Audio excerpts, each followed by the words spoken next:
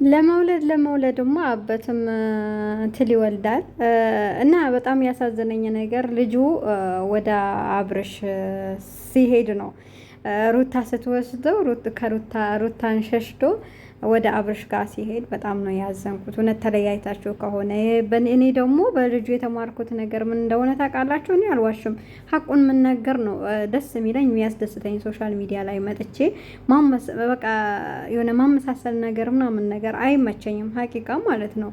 እና ልጁ ወደሱ ሲሄድ አብረውን ነው እንዴ የሚኖሩት የሚለውን ነገር የሆነ አንድ ትንሽ ጭንቅላቴ ውስጥ አስገባሁት ማለት ነው። ምክንያቱም ያው ልጅ በነገራችን ላይ የቤተሰቡን እናት አባቱን ይለያል፣ ያውቃል በትንሽ ጊዜ።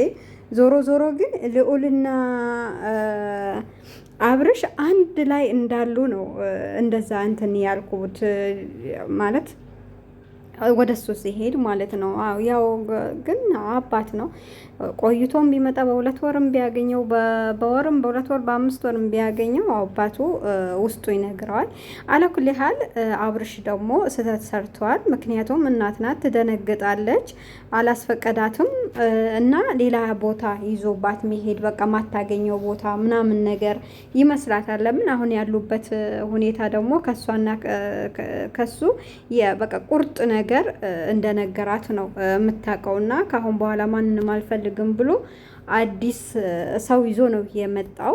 ከዛ ደግሞ መታ ስታይ ደግሞ የባሰ ከበፊቱ ፍቅረኛው ጋር አስተዋውቅሻለሁ ትልቅ ሰው አስተዋውቅሻለሁ ብሎ ነበረ ይዞት የመጣው። አልተሳካለትም። ያው ሩታ ቆሌያቸውን ገፋ ልጇን ይዛ ሄደች። መብቷ ነው፣ ይገባታልም። ምክንያቱም ትናንትና እንደዛ አርግዛ እንደዛ ሆና የት አለሽ ብሎ ያላላት ሰውዬ ከአዲሱ ፍቅረኛ ሸሸገዳው ሲል ዛሬ ደግሞ መጥቶ ልጄ ነው ለአንቺም ልጅሽ ነው ለእኔም ልጄ ነው ምናምን ስል እንደውም እኔ ብሆን ሩታን አደንቃታለሁ። ለትዳሯ ያላት ነገር ያላት ጉጉት እንዳይበተኑ እንዳይለያዩ ብትኮሳተርም ብትቆጣውም ትዳር ውስጥ መጋጨት ያለ ነገር ነው፣ መታረቅም ያለ ነገር ነው። እና እንደዛ ብትሆን ሀታ ትዳሯ እንዲበተን አትፈልግም። ብዙ ነገር አድርጋለች። ሲርቃት ና ልጅህን ማየት ትችላለህ እያለች ስጦታ እየሰጠች ምን እያለች ዛሬ አማርኛው ራሱ እየጠፋኝ እና እንደዛ እያለች ነው እስካሁንም የቆየችው። አሁን ግን ያው ቁርጡን ነግሯታል፣ እንደማይሆን ነግራቸዋል። ከሷም በኋላ የመጣችዋን ከሷም ጋር እንደተለያየና ከፍቅር ጋር ደግሞ አብረው እንደሚሆኑ ያው ተናግሯል። ዞሮ ሩታም ደግሞ ናና ልብስህን ውሰድ፣ ካሁን በኋላ ምንም አልፈልግም፣ ከአንተ ጋር መቀጠልም አልፈልግም ብለዋለች። እና ያው ልጅ ስትወልዱ ደግሞ የሚያነካካችሁ ነገር አለ። አንገናኝም ብትሉ ራሱ ትገናኛላችሁ። ግን ፍቅር ጋር አምጥቶ እንትን ስታይ በጣም ነው እየተናደደችው። እሷንም ደግሞ መጀመሪያ ልጁን ሲወስድ ማስፈቀድ ነበረበት። ሳይመጣ በፊት ደውሎ ልጁን አዘጋጅልኝ ልመጣ ነው ማለት ነበረበት። በሰላም በስርዓት እንድትሰጠው ግን እንደ ሌባ ነው።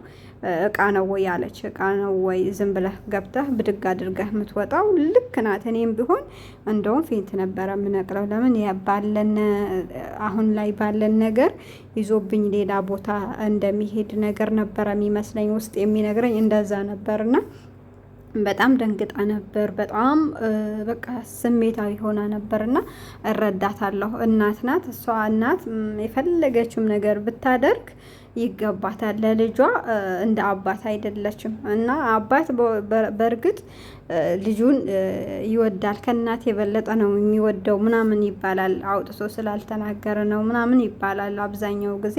ግን እንደ እናት ለልጅ እንደ እናት የሚሆን አለ ብዬ በዚህ ምድር አለ ብዬ ማላስብም፣ ሀቂቃ ማለት ነው። ሲቀጥል ደግሞ ቀብረር አድርጋ ነው ያሳደገችው ልዑልን ማለት ነው። የሚገርመው ነገር ክቷታል። ሩታን አይመስልም፣ አብርሽን ነው የሚመስለው። እንትናቸው ከንፈራቸው ጋር ምናምን አይታቸው ከሆነ የልዑል ራሱ ገባ ብሏል። ልብ ብላችሁ እዩት ቪዲዮቸው ማለት ነው። እና አብርሽን ነው የሚመስለው። ዞሮ ዞሮ ያው ወንድ ልጅ እናቱን ነው የሚወደው፣ ሴት ልጅ አባቷን፣ ወንድ ልጅ ደግሞ እናቱን ነው የሚወደው ይባላል። እና ዞሮ ወልደሻል፣ አብርሽን ተክተሻል። ሄደ አልሄደ ደግሞ ለዚህ ዘመን ወንድ በዚህ ዘመን ወልድ አላህ ይቅር በለኝ ወንድ ያው ከወለዳችሁ ራሱ በቂ ነው። አብዛኛው ደግሞ የሚያጃጅላችሁ ሳትወልዱ ምን ሳትሉ ምናምን የምትጃጃሉ 5 ዓመት 4 ዓመት 6 ዓመት የምትቆዩ ሰዎች ናቸው የምታሳዝኑኝና እንጠናና የሚለው ነገር አይሰራምና እናንተ ማግበታችሁ ወልዳችሁ ሄዳለሁ ካለ ደግሞ መንገዱን ጨርቅ ያድርግልህ ብላችሁ ልጃችሁን ቀብረር አድርጋችሁ ማሳደግ አያቅታችሁም። በነገራችን ላይ አሁን ላይ ጀንትል የሆኑ ያሉት ሴቶች ናቸው። ጠንካራ በቃ በስራ ብትሉ ማገናዘቡን ሁሉ ነገር እኛ በልጠናቸዋል ወንዶች ማለት ነው። ስለዚህ ቀብረር አድርጋ እያሳደገችው ነው። ደግሞ አደገላት ያምራል። እና አብርሽን ቆሌውን ገፋ ነው። ሩት እንትና ፍቅር ራሱ በጣም ነው የደበራት፣ በጣም ነው የደነገጠችው። ከዚህ በላይ ራሱ ይጠብቃችሁ ነበረ። እኔ በሆን ሀቂቀው ማለት ነው። ለማንኛውም ደግ አረግሽለት።